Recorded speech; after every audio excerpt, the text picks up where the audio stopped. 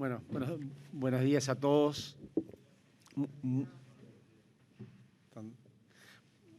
Muchas gracias por la invitación. Es un gusto para mí estar acá y acompañar en estas jornadas. Y bueno, tratar de conversar un poquito sobre dinero digital, que más que dar una charla sobre cuestiones teóricas, voy a tratar de, por sobre todo, contar y detenerme un poco en las cosas que estamos haciendo. En algunas cosas pretenderé o intentaré contar, hay cosas que de repente no son, que todavía están en elaboración, con lo cual, bueno, tratar de un poco contar cómo venimos razonando y en qué cosas estamos pensando, ¿no? Bueno, yo digo que, bueno, de alguna manera, hoy estamos en un momento o en un punto de inflexión donde, bueno, la cuestión digital nos abruma todos los días. Y bueno, hay que ir tomando ciertos caminos o ciertas decisiones.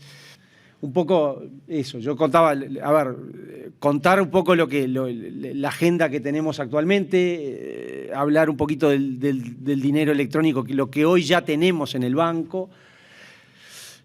Yo voy a detenerme después un poquito, yo puse ahí las preguntas que nos tenemos que hacer, porque en esto a veces es importante no quedarnos en las modas, sino pensar un poquito, cuando damos pasos, está muy bien, pero pensar siempre para qué damos esos pasos. Entonces, por eso decía, bueno, ¿qué preguntas deberíamos hacernos? Voy a contar un poquito sobre la moneda digital en el banco. La moneda digital es de los bancos centrales, ¿sí? Alguna breve mención a las criptomonedas, ¿sí? Esa es un poco la idea de la charla de hoy. Un poco para empezar, ¿dónde estamos en el banco?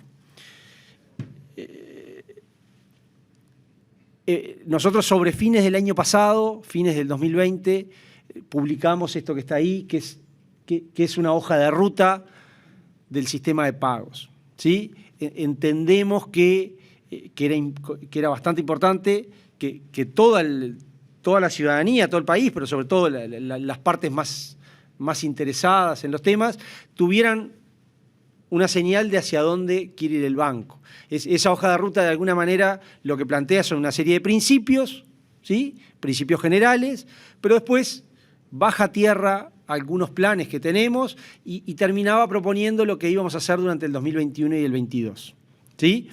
Para nosotros es como un documento guía de cosas que queremos avanzar y a su vez entendemos que eso lo que hace es le da ciertas certezas a los que están del otro lado para saber cómo irse moviendo. ¿Cuál es la idea con esta hoja de ruta? Bueno, seguramente no. Antes de fin de año vamos a publicar la actualización de esta hoja de ruta diciendo, bueno, hicimos estas cosas, hay unas cuantas cosas de las que prometimos que las hicimos, estas otras cosas las hicimos, salieron mal, estas salieron bien, y volver a plantear la agenda por 2 años para adelante. Así oficia esta hoja de ruta. Una cosa que a mí me parecía importante, porque es un principio que estos 8 principios que están ahí, que están en la hoja de ruta, los discutimos bastante. Y en particular que yo marqué en rojo, en la discusión que tuvimos hace un año, yo lo tomé sobre todo de la normativa, esto me gustó de la normativa mexicana en particular, que es la neutralidad hacia las distintas soluciones tecnológicas. Es decir, a priori lo que hace el banco no es pronunciarse por ninguna, es decir, no es queremos, no sé, que todo funcione con tarjeta de crédito o queremos que todo funcione de tal manera. Es decir, lo que nosotros vamos a ir dando es un marco donde se desenvuelvan y donde de alguna manera el público, los ciudadanos terminen optando por ciertos caminos o por otros, pero a priori nosotros nos definimos como neutrales ante distintas alternativas tecnológicas, ¿ah? Incluyendo los billetes físicos. Ya yendo un poco, bajando al dinero digital o dinero electrónico, yo digo, Uruguay ya tiene unos cuantos pasos dados, ¿no? Porque, bueno, a ver, ¿qué es dinero digital? Bueno, nosotros sabemos lo que las funciones que cumple el dinero, ¿no? Como reserva de valor, como comunidad de medida, como medio de intercambio.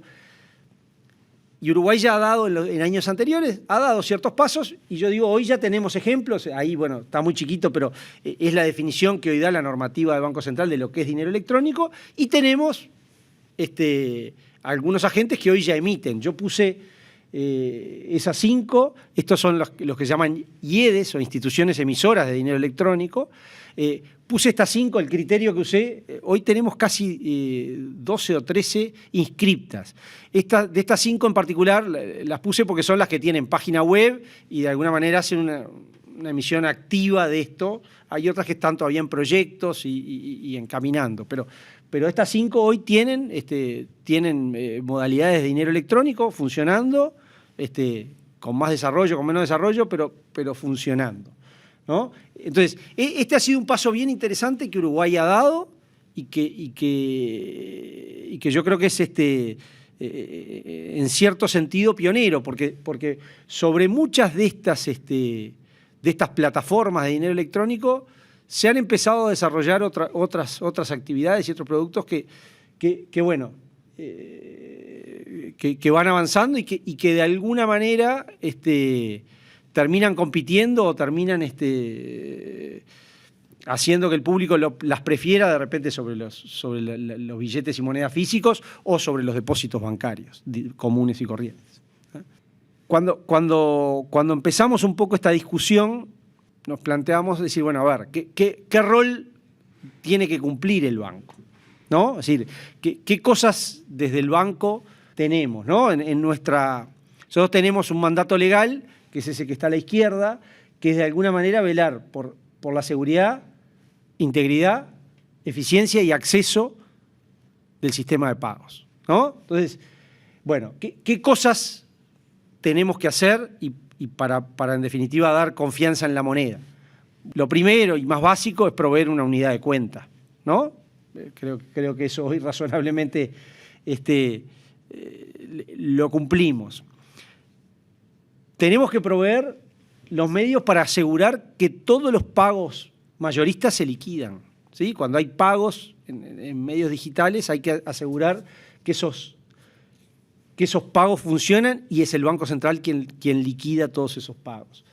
A su vez tenemos que asegurar que el sistema de pago funciona adecuadamente, es decir, que todo el que quiera hacer pagos o cobros disponga, fluya, ¿eh? Y por último, velar por la integridad, es decir, pensar en posibles riesgos, posibles problemas que el sistema de pagos en general tiene. Entonces, a partir de ahí es que arrancamos nuestro razonamiento de decir, bueno, nosotros tenemos que hacer esto. La unidad de cuenta la proveemos. El sistema de pagos funciona, hacemos la liquidación final de todos los pagos. Ahora, cuando decimos el sistema de pago funciona adecuadamente, sí, a ver, funciona. Tiene mucho para mejorar. Entonces, ahí es donde empezamos a plantearnos algunos desafíos o algunas acciones que queremos hacer. Y acá yo empiezo un poco con... Acá me voy a detener un poquito más porque me pareció que es importante, este es un debate que se está dando en todo el mundo, es si tiene sentido, y ahí uso... voy a empezar aclarando la sigla porque que yo la puse como CBDC, que quiere decir moneda digital del Banco Central, Central Bank Digital Currency, ¿sí? Esa sigla va a quedar. Ahí la pregunta es decir, a ver, ¿es necesario que el Banco Central, o que nosotros, pero en cualquier Banco Central, se ponga a emitir una moneda propia digital? Entonces, esta es una pregunta que hoy se están haciendo todos los bancos centrales del mundo, ya hace unos cuantos años, sobre todo con la pandemia, este debate se ha hecho muy interesante. Para mencionar el que yo creo que es quizás el mejor documento, es el del Banco de Inglaterra. El Banco de Inglaterra escribe un documento de 100 y tantas páginas donde un poco hace este debate y publica el documento sin llegar a una conclusión. No termina diciendo si la tenemos que emitir, no la tenemos que emitir, pero sí plantea los desafíos, plantea los caminos que deberían hacerse. Y bueno, y como el Banco de Inglaterra, muchos otros. básicamente ahí en el dibujo lo que se pretende es decir, bueno, ¿qué sería esta moneda? ¿No? Es decir, ahí tienen y capaz que, bueno, si no cualquier cosa me paro, pero ¿no? Tenemos el efectivo como un medio que de alguna manera es una obligación, un derecho que uno tiene contra el Banco Central. En el dibujito de abajo lo que tenemos son los tradicionales depósitos bancarios, que ¿qué son? Son derechos contra el balance de bancos comerciales, pero en el medio aparece esta idea de tener una moneda digital, que en definitiva es una moneda digital, pero es un derecho cierto contra el Banco Central. ¿Ah? Entonces, la idea es, bueno, ¿vale la pena? Entonces, bueno, yo ahí voy a plantear, y ahí es donde yo decía, bueno, ¿qué es lo importante acá? Es hacernos las preguntas adecuadas. ¿Sí? Es decir, porque acá está esa tentación, y a mí me ha pasado, a partir que sobre todo durante el 2020 y 2021 mucho el debate ha subido en exposición. Me aparece muchos que dicen, bueno, no, ¿por qué no se meten en esto? ¿Por qué no hacen esto? Está buenísimo. Y hay algunas experiencias. Y yo digo, bueno, está bien, y nosotros hoy estamos en esa discusión y en ese debate, y estamos dando algunos pasos, pero lo esencial es hacerse, como yo digo, las preguntas. Para empezar, lo primero es empezar contando que bueno, el banco en realidad ya hizo un plan piloto hace unos 5 años. Lo que hizo fue emitió, puso en circulación y testeó en la realidad ese plan piloto con una moneda que se llamaba iPeso. Eso fue un plan piloto, duró unos meses. Yo digo que dio buenos resultados, le dio muy buenos aprendizajes. Seguramente las tecnologías de hace 5 años hoy ya habría que pensar en algunos cambios. Yo ahora después me voy a detener un poco en por dónde están yendo hoy los bancos en el mundo. Entonces, pero sí creo que fue una muy buena experiencia para entender cierto funcionamiento. Esta capaz que es para este tema, para la moneda digital, es un poco la transparencia central, que es lo que decía, ¿no? Preguntarnos, yo digo, bueno, ¿para qué quiero una moneda digital? Y esa pregunta la muestran y los distintos bancos centrales en el mundo están empezando, discuten un poco eso. ¿Ah? Nosotros dimos esa discusión a la interna y de 9, 10, de alguna manera, objetivos que se plantean distintos bancos centrales, tomamos estos 5. Y estos 5 en el orden, ¿no? Es decir, ¿para qué me puede llegar a servir incorporar una moneda digital? Y el primero y más claro para Uruguay, digo, obviamente esto puede ser objeto de discusión, pero es lo que entendemos que hoy es más importante, es apoyar la competencia, eficiencia e innovación en los pagos.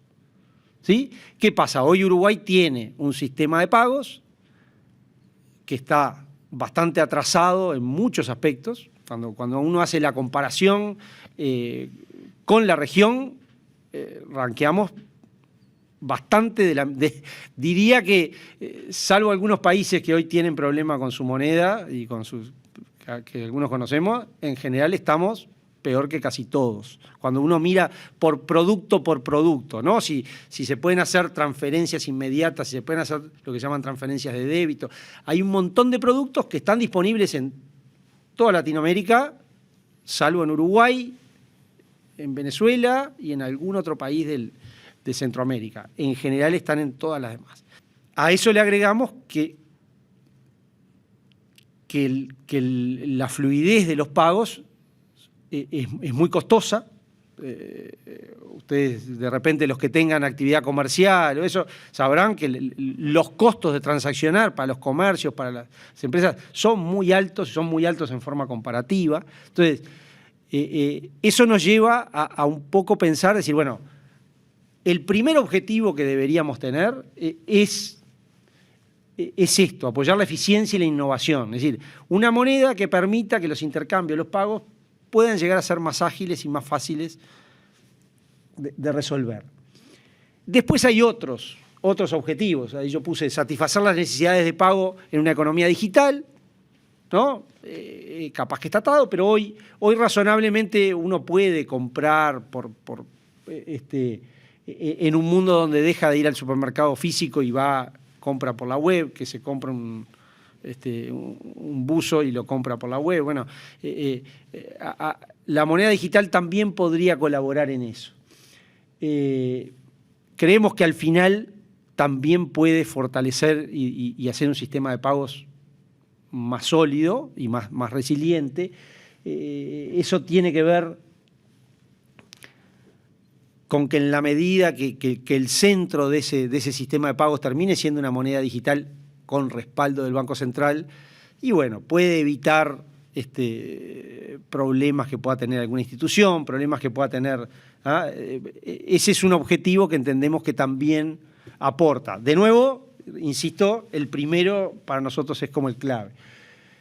Después me voy a detener en el tema de las criptomonedas, pero una de las cuestiones que vemos es eso, ¿no? Evitar los riesgos de nuevas formas de creación de dinero privado, que ahora después me meto y veo qué riesgos y qué ventajas tiene la creación del dinero privado, pero entendemos que muchas veces estas monedas surgen a veces por espacios libres que va dejando y servicios que no se prestan. Entonces, en la medida que hay una moneda digital emitida por el banco, hay menos espacio para que otras monedas aparezcan. Y resolver algunos inconvenientes que puede provocar el abandono del uso de efectivo, ¿no? Todos sabemos. Uno a veces dice, bueno, ¿para qué quiero una moneda digital si tengo los depósitos bancarios? Pero bueno, ahí después aparecen, hay lugares donde los depósitos bancarios no tienen facilidad para operar. Entonces, bueno, creemos que... Yo entiendo igual que Uruguay, en términos generales, ha resuelto razonablemente bien ese tema, con lo cual tampoco es una gran preocupación, pero entendemos que esa emisión podría ayudar en eso. Entonces, ¿en qué estamos hoy? Bueno, hoy estamos... Si ustedes miran la hoja de pago, la hoja de ruta del sistema de pagos hace un año, nosotros decíamos, bueno, el Banco Central hizo un plan piloto, el plan piloto resultó bueno, pero por ahora está congelado. Ni vamos a avanzar más rápido, ni lo tachamos. Vamos a avanzar. Ahora sí empezamos a desempolvar y estamos trabajando y seguramente esperemos en breve empezar a mostrar algún avance con esto. ¿Ah? Bueno, esto no quería aburrirlos con mucha cuestión. Este es un cuadro que plantea el Banco Internacional de Pagos y un poco lo que hace es decir, bueno, comparar, yo ahí señalé una opción, pero uno podría elegir muchas combinaciones, que es parte de las preguntas que lo que yo decía que uno tiene que hacerse, ¿no? Es decir, si uno quiere emitir un dinero digital, que el Banco Central emita dinero digital, y bueno, tiene que empezar a pensar distintos aspectos, decir, bueno, a ver, por ejemplo, ¿qué riesgos tengo hoy con el efectivo? ¿Qué riesgos tengo con los depósitos bancarios? ¿Y qué riesgos tengo si voy a una moneda digital? Y bueno, en la medida que yo vea que bajo riesgos, puede ser también una razón para eso, ¿no? Es decir, preguntas que uno se puede hacer, es decir, el anonimato, ¿no? Es decir, el anonimato que hoy nos da el efectivo, que no nos dan los depósitos bancarios, ¿tiene sentido o no tiene sentido? ¿Quiero el anonimato o no quiero el anonimato? Y así con distintas características. Un poco en este proceso, y acá en esto soy muy transparente, estoy un poco contando capaz que el proceso de reflexión que estamos teniendo nosotros en este mismo momento, ¿no? Es decir, bueno, ¿qué cosas queremos, qué cosas no queremos? Entonces, no quiero aburrirlos con todos los cuadritos de ahí, pero un poco es eso, ¿no? Plantearse los riesgos, el anonimato, distintas formas de cómo armar esto. Y yo acá traté de resumir en 4 aspectos Porque cuando uno piensa en dinero digital, y yo por eso les decía, el iPeso fue un buen ejemplo, pero capaz que la tecnología hoy ya ha quedado un poco vieja. Esto es un poco lo que hoy se está debatiendo distintos aspectos. En particular, ustedes conocerán, existe un organismo internacional que es el Banco Internacional de Pagos, ¿sí? El BIS, que un poco, junto con otros bancos centrales, está liderando este proceso de reflexión. Con bastante frecuencia va sacando documentos y va poniendo en discusión temas. Yo digo que los 4 aspectos que hoy se están debatiendo sobre el dinero digital tienen que ver con esto.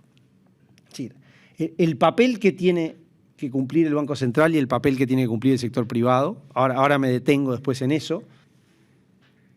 La forma que tenga esa moneda digital, si se va a basar en cuentas o se va a basar en dispositivos, en tokens. ¿Cómo hago el registro? Si ese registro tiene que ser un registro centralizado o con un registro descentralizado, con blockchain. Y por último, ahí no puse el detalle, pero ahora me detengo en eso, ¿quién se va a encargar de la identificación digital de las personas? ¿Sí? Que es un tema central para que el dinero digital funcione. Cuando hablamos del papel del Banco Central y del sector privado, básicamente el Banco Internacional de Pagos y un poco los distintos bancos centrales plantean 3 esquemas, ¿sí? 3 tipos de esquemas. Y hay un cuarto que después le voy a hacer mención, pero en el último documento plantean 3 esquemas. Un primer esquema, que es lo que se llama este sistema directo. Como ven ahí, o sea, la casita esa es el Banco Central. Los distintos agentes, personas o empresas, lo que tienen es un derecho contra el Banco Central, ¿sí? Y el Banco Central es el que se encarga de registrar eso, ¿sí? Va a tener, si fuera en Uruguay, 3,5 millones de cuentas. Ahora después discutimos si sería cuentas o no, pero va a ser el que se va a encargar de hacer todo. ¿Ah? Eso va a tener una serie de ventajas, porque, como vamos a ver después, la operativa puede ser más fácil.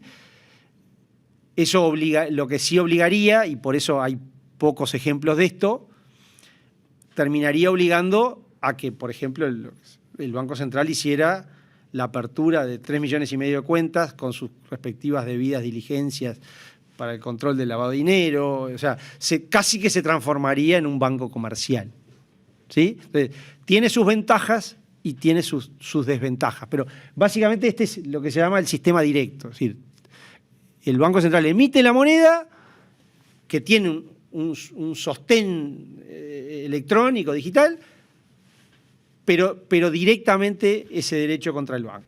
Después se plantea otro sistema, que es lo que se llama el sistema intermediado, ¿sí? ¿Cómo funciona ese sistema intermediado? Bueno, el derecho que cada una de las personas o individuos o empresas tienen es un derecho contra el Banco Central, ¿sí? Pero el que trabaja con el ciudadano es un intermediario, ¿sí? Entonces, ¿yo qué es lo que voy a hacer? Y acá estoy un poco yéndome a basado en cuentas, pero yo, ciudadano, voy a tener una cuenta de dinero digital, o sea, en el intermediario X. Y ese X va a tener el respaldo en el Banco Central. Si el intermediario mañana desapareciera, se fundiera, se le incendiara el edificio, lo que yo tengo como ciudadano es un reclamo frente al Banco Central. ¿Está bien? Esto, de nuevo, tiene ventajas y desventajas, ¿no? Porque, por ejemplo, ¿qué cosa implica? Implica que el Banco Central tenga que estar muy arriba de los intermediarios, estar consciente de que los tantos millones de pesos que distribuidos en muchos clientes están respaldados uno a uno en la moneda, ¿no? ¿Por qué? Porque después el Banco Central va a tener que responder si ese intermediario está. ¿Qué ventaja tiene? Y bueno, la cercanía que tiene el intermediario. El intermediario va a ser el que se va a encargar de pedirle la cédula, pedirle esto, pedirle lo otro, para verificar quién es, quién no es. ¿Tá? Entonces, ese es un segundo sistema posible. Después hay un tercer sistema, que es este, que es lo que se llama el híbrido. ¿Sí? ¿Cómo funciona este sistema híbrido? Y es un poco por donde está yendo, donde ha ido China con su moneda digital. Se aceptan intermediarios, es decir, el contacto con el ciudadano es de un intermediario, pero con una frecuencia bastante alta, ese intermediario le manda los saldos al Banco Central. ¿Sí? Y esa frecuencia puede llegar a ser cada 1 hora o cada 10 minutos. El intermediario va a tener 100 personas que tienen 100 pesos cada una, respaldado por 10.000 pesos en el Banco Central. Pero a su vez el Banco Central acá se entera quiénes son esos 100. ¿Ah? Entonces, constantemente ese intermediario le va a ir avisando, cosa de que si el Banco Central en algún momento desaparece el intermediario y tiene que responder, el Banco Central va a saber de quién es el tenedor de esa moneda digital. Esto, de nuevo, tiene ventajas, tiene desventajas, ¿sí? Pero parece haber resuelto alguno de los problemas, haber encontrado un camino de cierto equilibrio entre los otros dos que tenían ventajas. Hay que ver cómo va a evolucionar lo de China, pero parece ser un camino interesante. El Banco Internacional de Pagos plantea un cuarto escenario que yo ni lo puse acá, que sería como un escenario primario, y yo digo que hasta se parece en algo a lo que tenemos hoy nosotros, que es un sistema con intermediarios, pero directamente donde el Banco Central no se hace responsable. ¿Sí? Es decir, el intermediario tiene 100 clientes de 100 pesos cada uno, respaldados entonces por 10.000 pesos en el Banco Central, pero si el intermediario cae, cae. ¿Ah? Entonces, el Banco Central no se va a hacer responsable.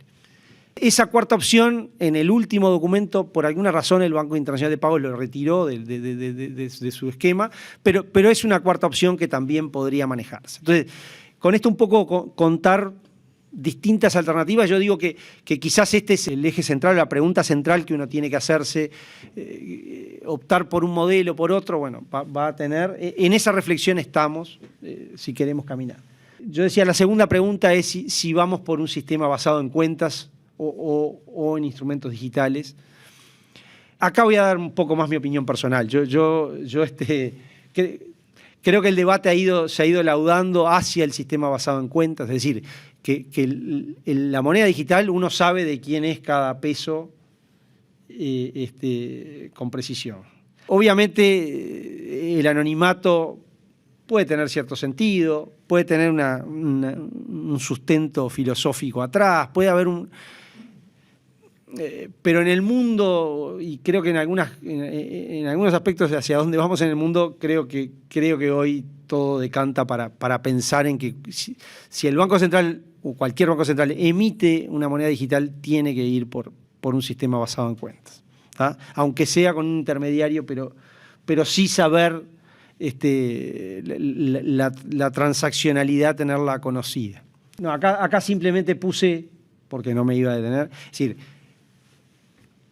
suponiendo que entonces vamos por un sistema donde sabemos de quién es cada peso, ¿qué lo hacemos? Hay un ente que lo registra en forma centralizada y va a saber de quién es cada moneda, o vamos a un blockchain, a un sistema descentralizado de mantener la información.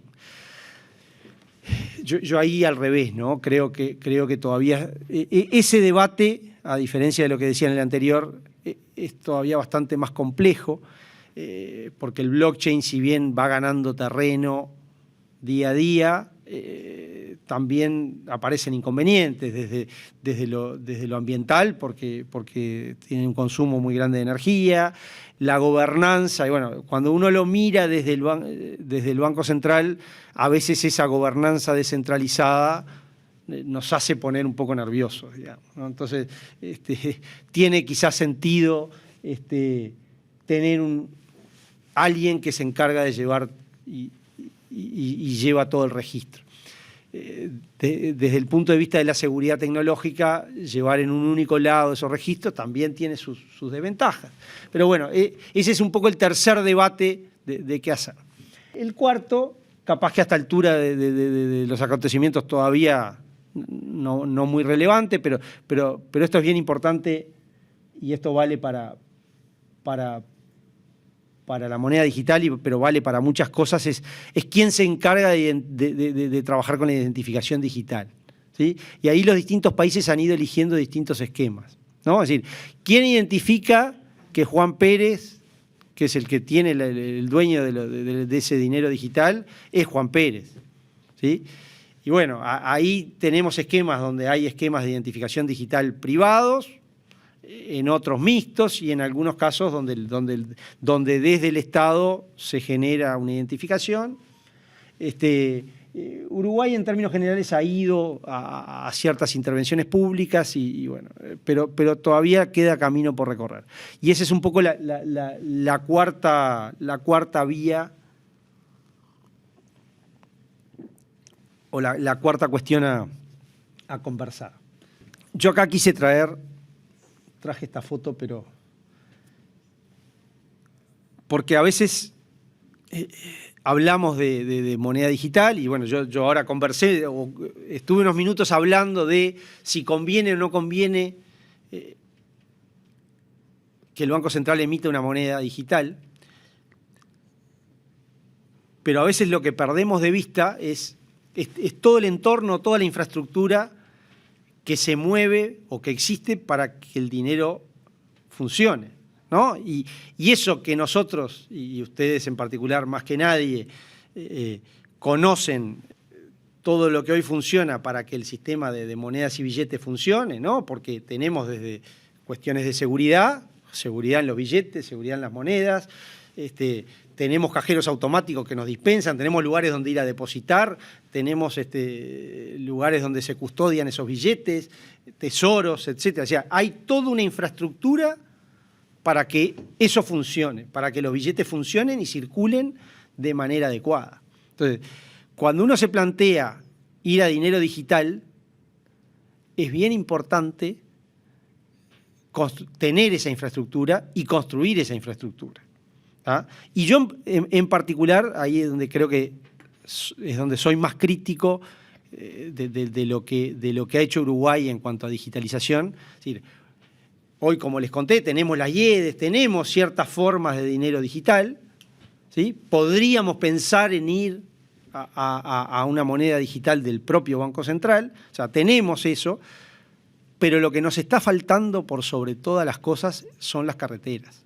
Es decir, es la infraestructura para que eso circule, ¿sí? Y voy a poner el ejemplo más claro. Es decir, si yo tengo una tarjetita de las que me da cualquiera de las IEDE con 500 pesos adentro, no es demasiado sencillo pasárselas a él o pasárselas a cualquiera de ustedes. Es decir, es costoso, es lento.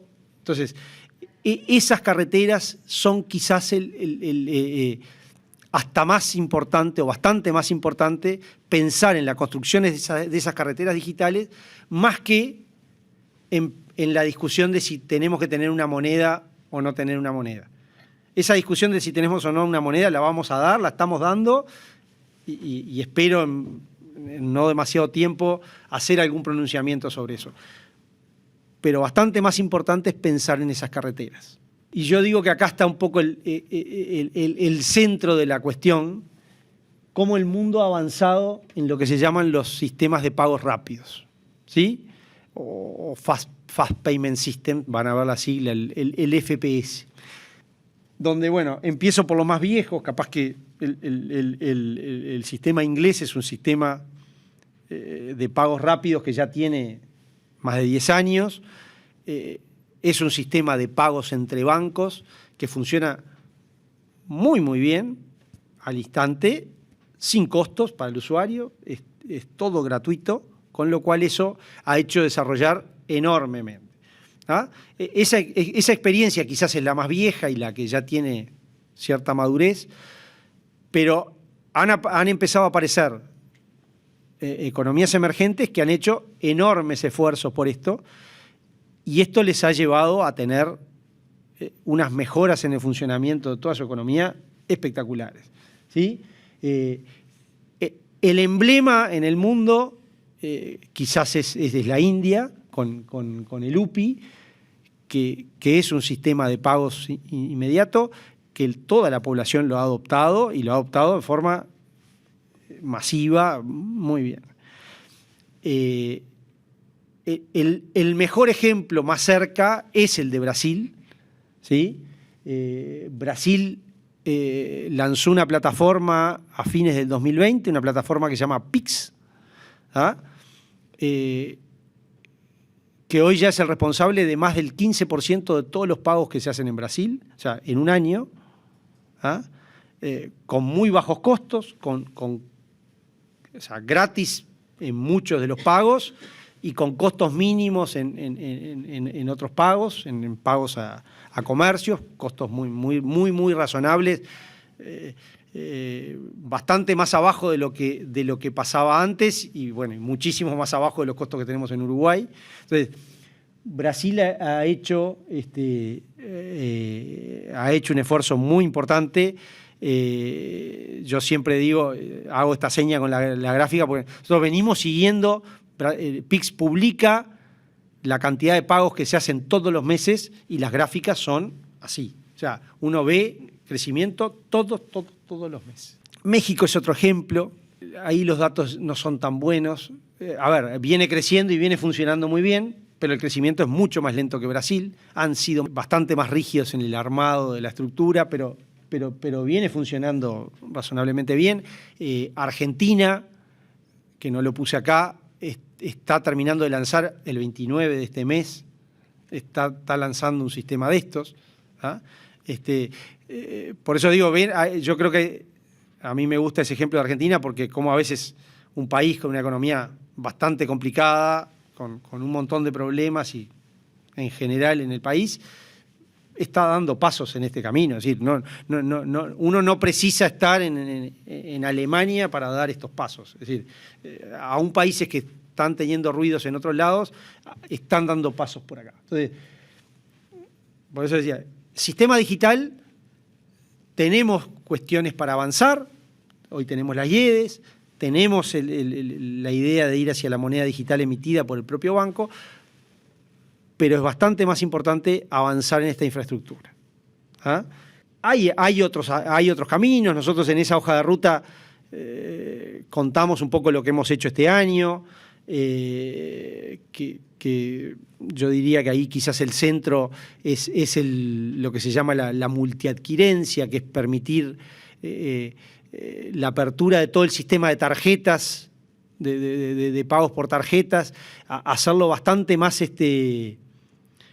más flexible, y donde cualquier empresa que hace adquirencia de tarjetas de crédito pueda ofrecerle al comercio todos los sellos que hoy existen en plaza. Es decir, hoy para un comerciante, un pequeño autoservicio, tiene que firmar un contrato con Visa, un contrato con Mastercard, un contrato con el otro. Bueno, este esquema lo que va a ir es a que el comerciante firma un contrato, y eso, y la experiencia de los países de la región que lo han hecho, hace que la propuesta de valor que le llega a los comerciantes es bastante mejor que la que le llega ahora, porque empiezan a moverse los distintos adquirentes, no siempre bajándole el precio, pero sí empezándole a ofrecer otros productos, a darles crédito, se empieza a mover. Entonces, de todas maneras, yo creo que ir por los sistemas de pago rápido es un camino bien relevante.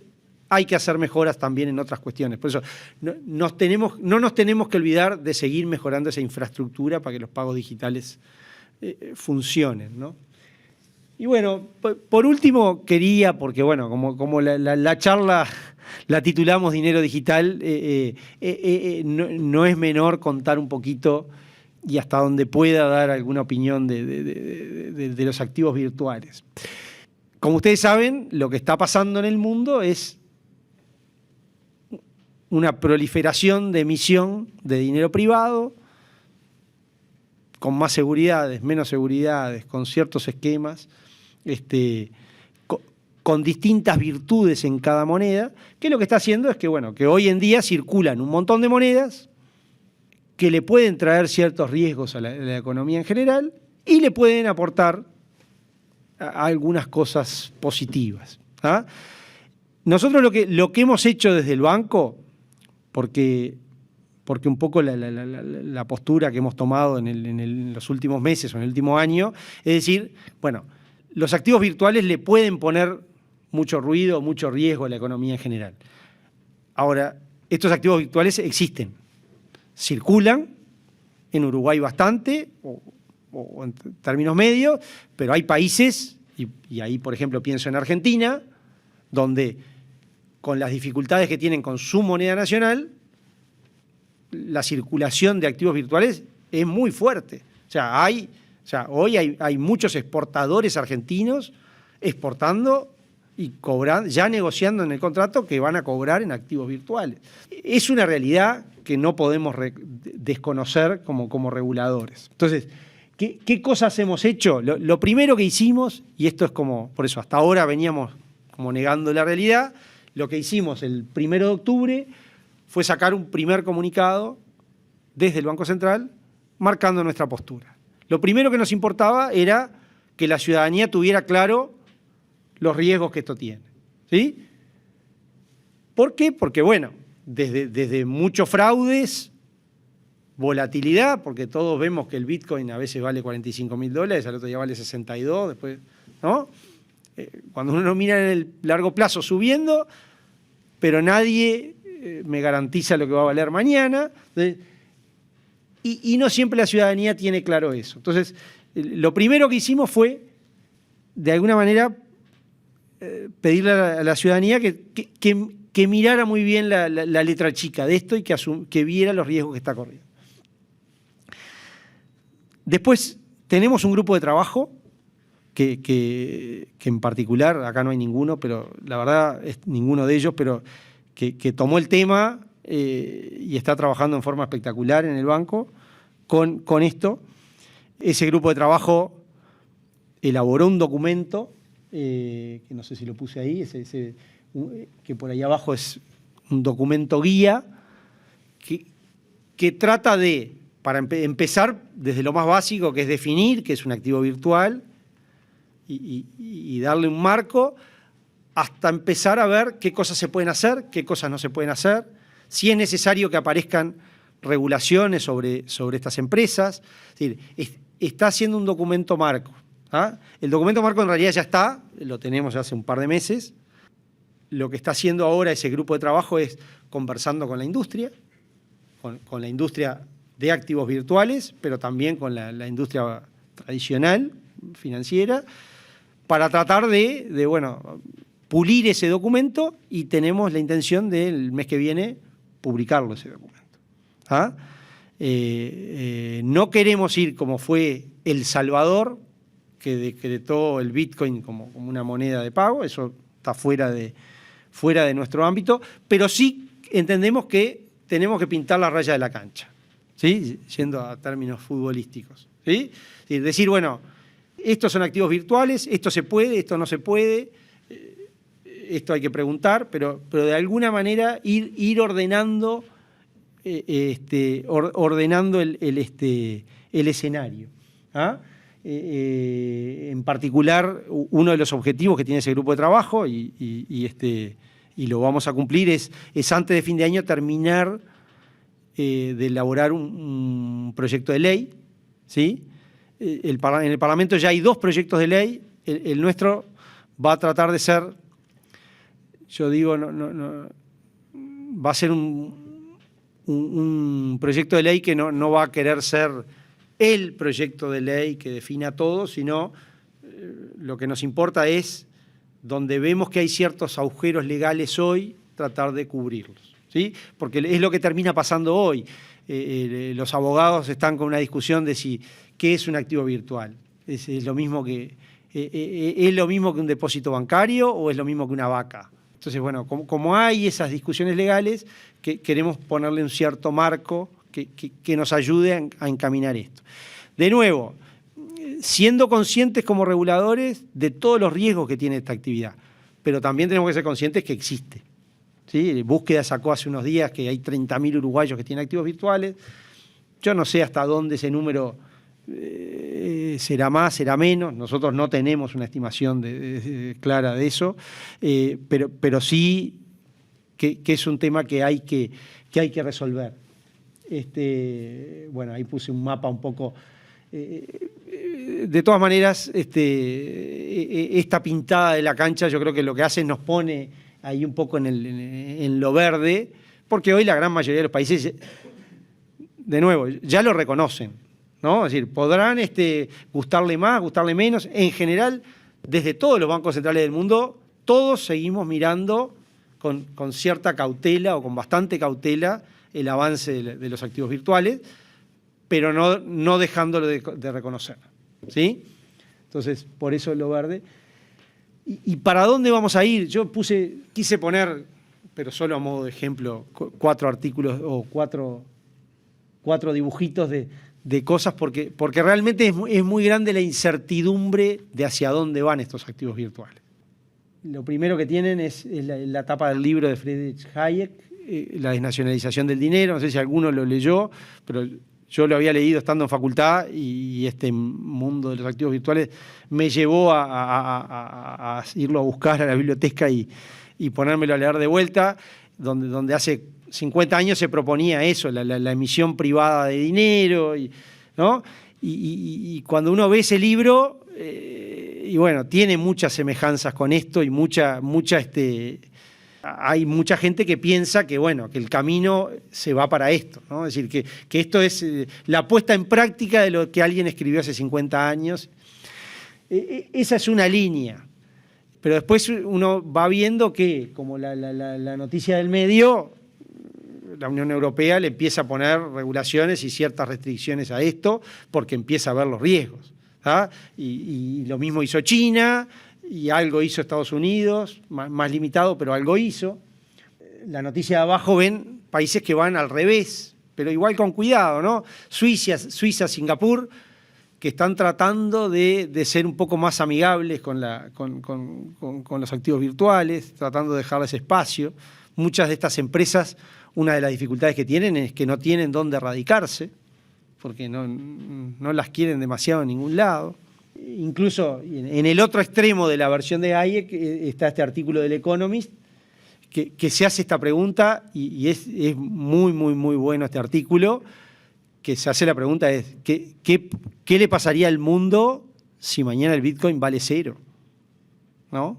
Y es un ejercicio, porque hoy vale, no sé cuánto está hoy, pero 60 y tantos mil dólares. Y uno dice, bueno, ¿qué pasa si vale 0? Bueno, los que tienen 62 mil dólares mañana tienen 0. Está bien, ese es un primer efecto, pero también hay gente que pidió prestado contra eso de garantía y empieza, hay todo un apalancamiento sobre esto que donde la confianza se caiga, uno se asusta, ¿no? Entonces, por eso creo que hay que ser cauto, reconocer el problema, pero bueno, con estas 4 imágenes no quise llegar a ninguna conclusión clara. Digo que justamente tenemos esa incertidumbre de para dónde se va a mover. Y obviamente hay gente que es muy que cree que esto va a terminar en una gran catástrofe, hay otros que son muy optimistas. La realidad es que el tiempo nos va a dar la solución. Así que bueno.